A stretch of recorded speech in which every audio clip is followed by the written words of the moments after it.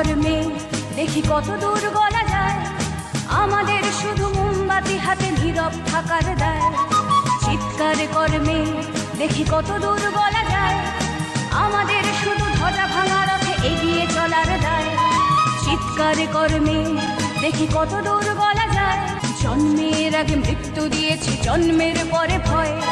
সকালে বিকালে শরীর আগলে লুকিয়ে বাঁচতে হয়।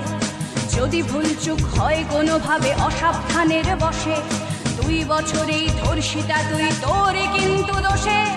চিৎকার